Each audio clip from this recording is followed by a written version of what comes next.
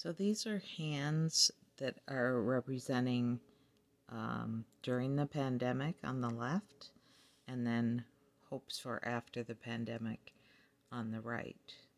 And I just traced my hands using pencil. I put my hands down and traced them in pencil, and then I used a permanent marker um, to outline them. After I outlined them, I erased them, erased any pencil lines that remain, and then I took a page from a book and searched for words on the page and cut them out and glued them on using this Elmer's glue stick, and it dries clear. And so I put words on the left side that represent things that I felt happen in 2020, like physical distress, tiredness, sadness. The pandemic took the edge off of joy, hundreds of people gone forever, death, hazards, desperate for food and water. We had to go outside, goals were halted. And then these are, after the pandemic, things for the future, like elation. This is a symbol, Chinese symbol for friendship. To finally go sightseeing around the world. Jubilant public reactions, hope, dare to dream again, friends and family. And then I took some images to try to represent that and added some watercolor pencil. So I used this water-soluble Prismacolor pencil.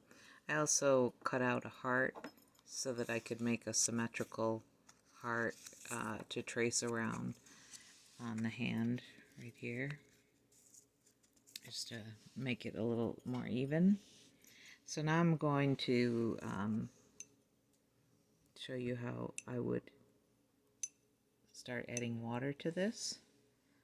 So whenever I wet the brush, I always dry it a little bit on the paper towel, and it's a good idea to try and work light to dark. And when you're using water-soluble color pencils, you have to kind of activate the color by brushing it back and forth or in a circular motion. And you don't want to have it too wet, or the paper will start to wrinkle up, but you want it wet enough that it starts to move.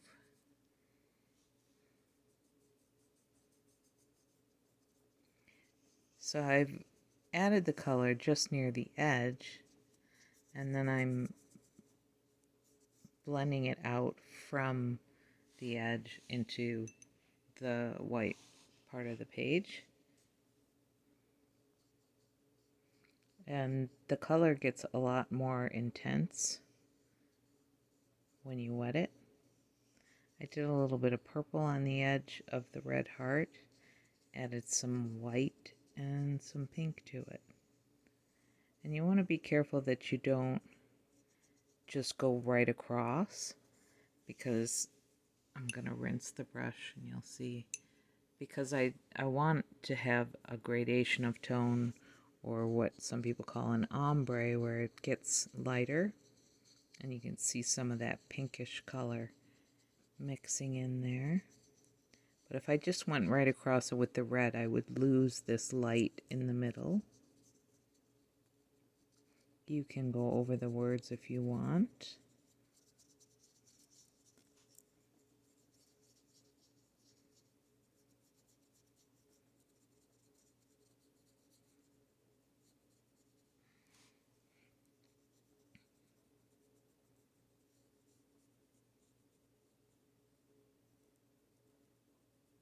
And sometimes the glue creates a resist, like right here. It's not covering, and that's because the glue has a tendency to resist the watercolor. If you're using acrylic paint, it probably wouldn't be that much of a problem. I'm going to dry my brush so that I can get that gradation. So when I go off camera, I'm drying my brush.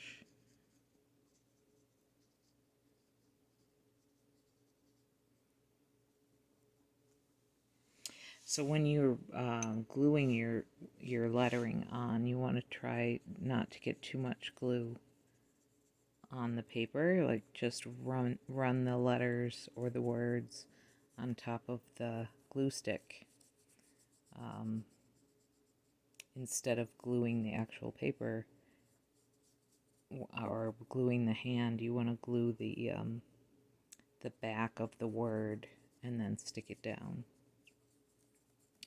so that you don't have a lot of extra glue around the lettering.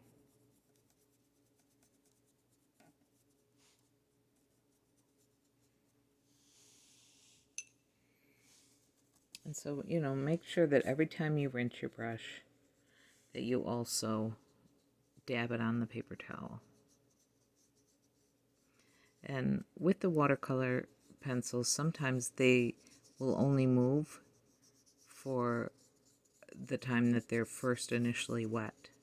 So if you're going to blend them out, you want to do it right as you're going, because you won't be able to go back to it and blend it out because it becomes permanent and then the color won't move anymore. So it's important to do it while it's still wet. Otherwise, you should wait until the paper is completely dry and then add a little bit more of the color on there. You don't want to add the color pencil on there when it's wet, because you'll tear the page. Now, you want to also be careful when you're coming up against a complementary color like yellow and purple. If I continue going into the yellow with the purple, I'm going to end up with brown. So I'm going to rinse my brush and dry it. And then with a fresh, clean brush, do the yellow. And it's okay if I mix it into my red, because that would just sort of make an orangey color.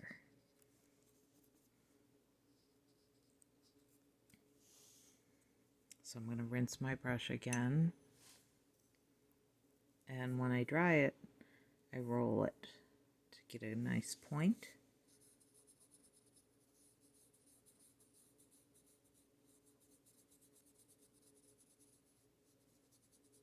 And I'm going to blend between the two colors and dry it off.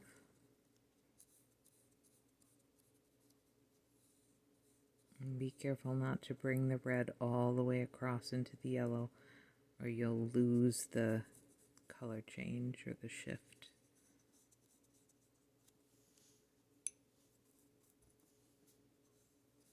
Okay. And I'm going to bring just a little bit of the color into here without actually using the color pencil in that area. Ooh. You want to be careful between red and green. Red and green are also complements, and they will make a brown. So make sure to rinse your brush before you go into that color. And the way you know a complement is it's usually a primary and a secondary color. There are also opposites on the color wheel.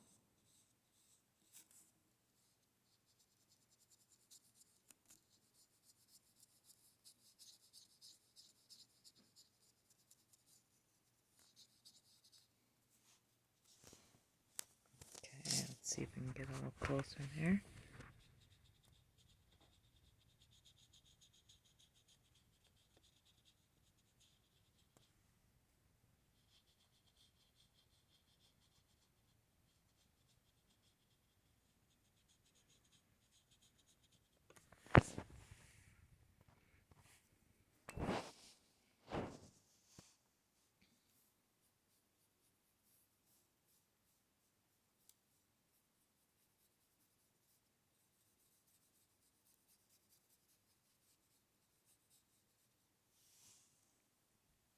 So I'm not going to do the whole thing.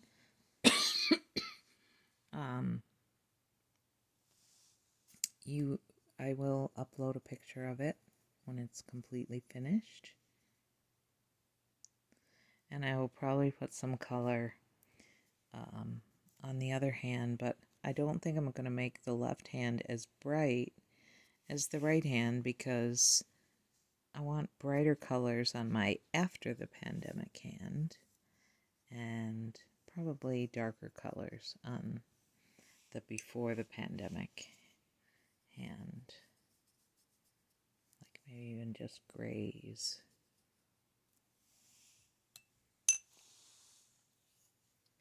So that's it.